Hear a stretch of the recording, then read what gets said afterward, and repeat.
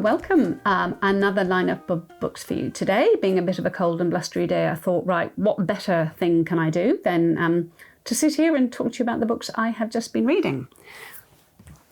First up is The Last Wild Horses by Maja Lunde, and this comes to us from Scribner. And, it's a jolly good read. She's written two others in this series, which is going to be a quartet called Her Climate Quartet, and it's translated from the Norwegian by Diane Oatley. And it is a cracker. It's a denser read than I was expecting, but I know she writes quite detailed accounts of, in all of her, they're sort of dystopian in a way. This one is actually historical.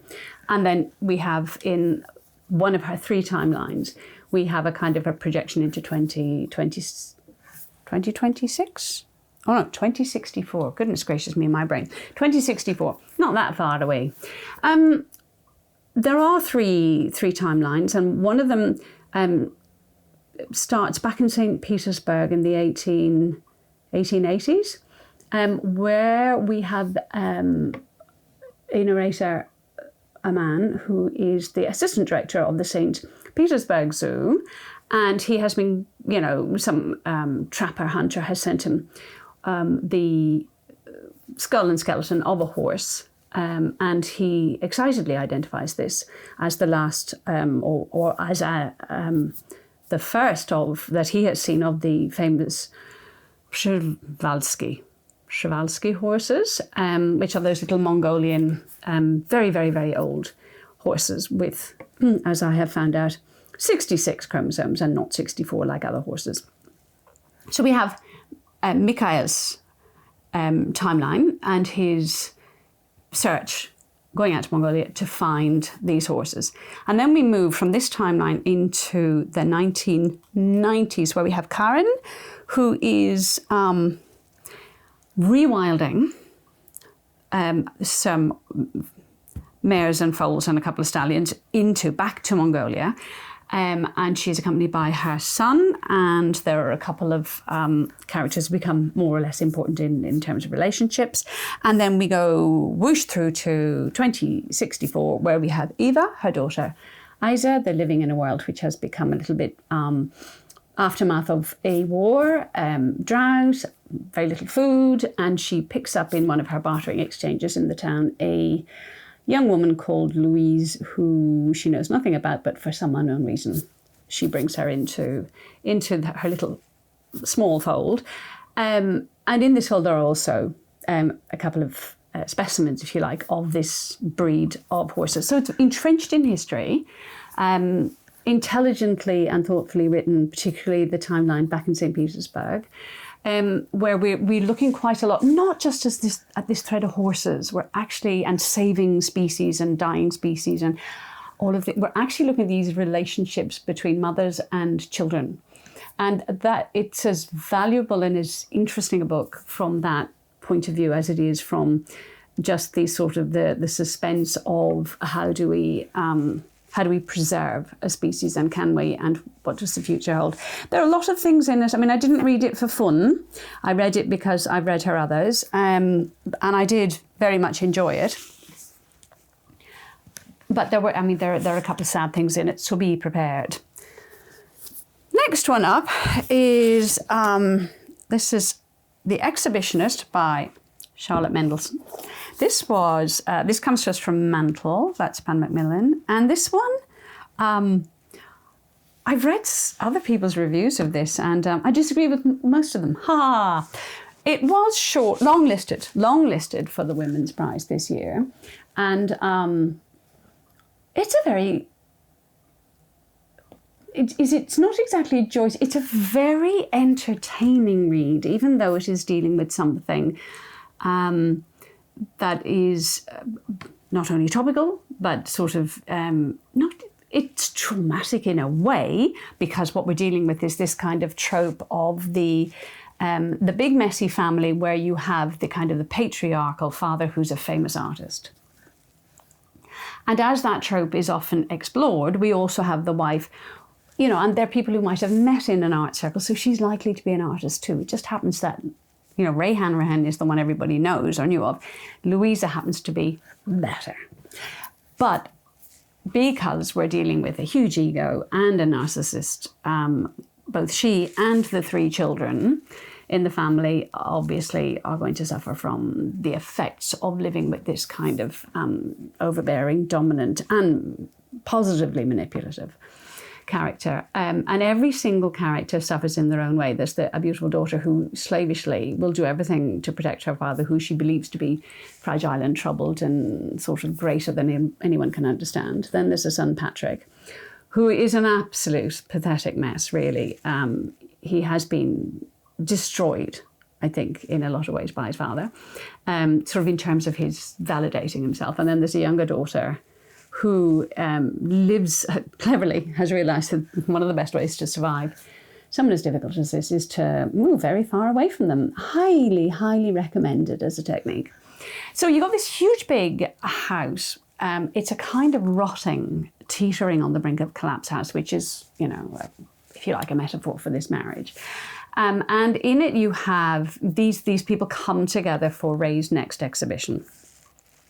And there are other things going on in everybody's lives, but I think the beauty of this book is not this it's kind of outrageous, and it's a kind of a bit, you're hit all the time by the kind of the messiness of their lives and the kind of the pathetic teetering around and tiptoeing around this toxic personality, and then this kind of teetering on the brink of doing, not quite doing, this sort of Louisa, the wife, seems to be very dithery. And I read a lot of people or talked to people who said, but it was all overblown and sort of overwrought and overly pathetic, and nobody finishes a sentence. And I suppose that's part of what happens in when a marriage is based on and a family is built around this kind of myth of the not just pater familias, but the sort of the right of one person to dictate the moods and the futures and the emotional reactions of everybody else. Nobody finishes the sentence, and Mendelson does this beautifully. She has all of her characters kind of not sure what it is they're meant to be saying or thinking. She's broken them down, because that's what happens in a marriage and in a relationship with toxic people. Your ability to think clearly just gets, fragmented. So she's dealing with trauma. I found it funny. It was kind of excessive in places, but it needed to be, because she doesn't want it to be bleak. And I didn't read it as a bleak book. I read it as a very funny, very thoughtful, highly entertaining, but also very clever, looking at how families fall apart. Stay together, maybe, fall apart, quite definitely. So a super one, that one. And to all ye naysayers, you haven't understood it. Says little me with my small ego. This book is only, you'll see here that it's a proof copy. I have just put this one down, The Night Ship by Jess Kidd, and it comes to us from Penguin Viking. And boy, oh boy, I love Jess Kidd anyway. She's written 3 other novels, Himself, The Hoarder, and Things in Jars, all of which, it's her trademark thing, a little bit sort of supernatural. She plays a lot of games with reality and non-reality, a bit of magic. And I think this one is definitely in a league of its own. It is a tremendously good read. It's an absolutely fabulous book. And I could talk about this one for ages, but I haven't got that much time, so I'm not going to. This is one of those, it's a dual timeline, and I know people grow and say, oh God, I can't stand those, but hold your horses. Some people do dual timelines just to show how a thinking can develop, or a situation, like in our Maja Lunde book, how this horse can be, its history can be traced. Kidd is doing something else. She's actually doing this incredible mirroring of narrative in her 2 worlds. We start in 16, and I'm hopeless with my dates, so I'm going to have to check my notes. It's 1629. So in 1629, we have a young girl called Macon, who is boarding in Zuiderzee. She's boarding the Batavia to come over. She's to go on a journey.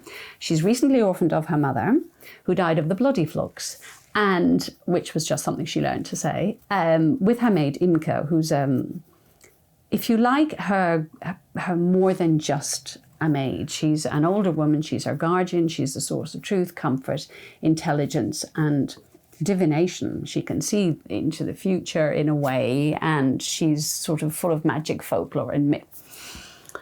And little Macon is on board this fabulous ship. She's fascinated by the world. She's a very independent and feisty young woman and young girl. She's 9.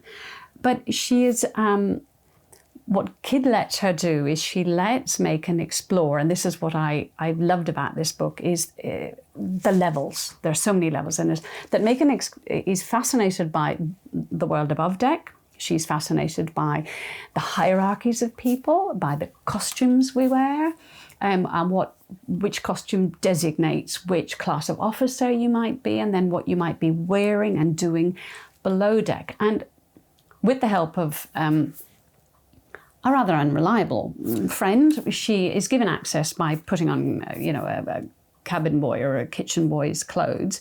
She disguises herself and she can go below deck. And there's a whole realm down there of what's hiding in the hold, of superstition about sea creatures and things that might sink a ship. It's full of superstition. It's full of lore. And she travels through this world with this most incredibly open mind, discovering and hoarding all these pieces of information and story. Good things and bad things happen on board. And then eventually, as we all know through history, very bad things happen. And the ship founders. In our other timeline, we have a young boy called Gill, who's on, we're 1989, and we're on Beacon Island, which is off Geraldton, one of the Abrolhos Islands. He's also an orphan. So we kind of, all the time we're reflecting the upper world. Also an orphan, at least orphaned of his mother, doesn't know who his father is, and he's come to live with his very grumpy grandfather. He also has a grumpy tortoise, which I love, or turtle, always mix them up. Comes to this kind of godforsaken island, which is where the wreck of the Batavia had been found. He as well is fascinated by, on a very subtle level, very much fascinated as Macon was in the above world, in the historical world, by costume and what people wear and why it's important.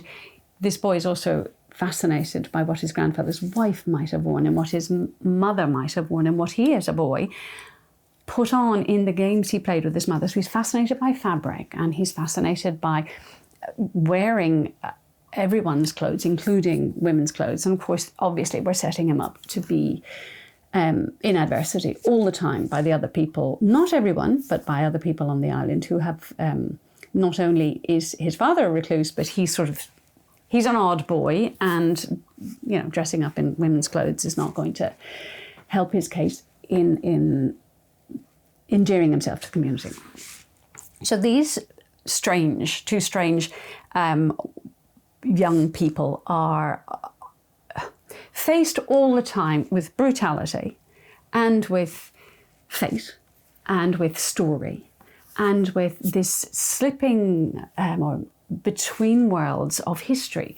We learn about the truth of what happened once the Batavia had foundered and all of the aftermath of how did you survive, who survived, where were people shipped off to, who got water, how do they survive, and how much brutality may or may not have did happen. I suppose, even though I know there's bloodshed and there's brutality, it's also very much a book about innocence and bravery, and the fact that you can always find people who will look out for you. And it makes it a very loving and a very splendidly sort of joyful book, despite its content. So possibly in topping my list of wonderful books for the year, I think. I should be brave and say it is, but there are lots of lovely books this year, but definitely one to come in for, because you won't regret it. It's an absolute voyage in its own right. And her writing has just gone to another level. I mean, she mirrors sentences in both her narratives, and it's so tight, so much fun. And, you know, lots of stuff going on. Last one for today. Godmersham Park by Gill Hornby. And this one comes to us from Century. And this was sort of a quieter book compared to some of those. Not a noisy book, set in the Jane Austen real world, if you like. I mean, it's not a Jane Austen spin-off. It's set in the world of Jane Austen's brother Edward and his wife Elizabeth, who were parents of, among others, Fanny Austen, who wrote a lot of letters to Jane Austen. And Fanny mentions in one of her letters the presence of a governess who encouraged this letter writing, encouraged every bit of writing that Fanny did, and who eventually became someone that, well, we presume Jane Austen had met and exchanged ideas with. And I think she even gifted her a copy of one of her books at some point. That this governess, Anne Sharp, ended up, despite being obviously well-educated, well-bred, well, not despite, I think it was something that happened in those times when families fell upon hard times. Anne Sharp comes to this household, and this is where Hornby has a lot of fun. She reinvents, or she imagines, what would have brought a gentlewoman, if you like, to be a governess in this household. It is written with that Jane Austen sort of distilled prose, very clear, very dryly witty. There's a little bit of, as Jane Austen's concerns are in there. It's how do we perceive the others? How do we behave in society? Who was allowed come to table? Who was, did a governess eat in the schoolroom? Did she come to the table? How do they talk to her? Also how she was perceived by the rest of the understairs staff. Was there to be any romance in her life? How did she recover from blinding headache? There's a whole world, and then there's the world of the Austens that Anne Sharp has been introduced to, and then the world what brought her to this point. It's absolutely glorious. It's a quiet, very, I suppose, an enchanting read that kind of takes you away from the blustery weather and the blustery world that we're all living in. Highly, highly recommend. There isn't one of those that I wouldn't say you shouldn't read. I'm telling you to read them all, if they're your thing. So there you are. I will be quiet now and read the book or long list or something. How about that? I will see you again in another bit. But in the meantime, have a think about those, and I will see you soon.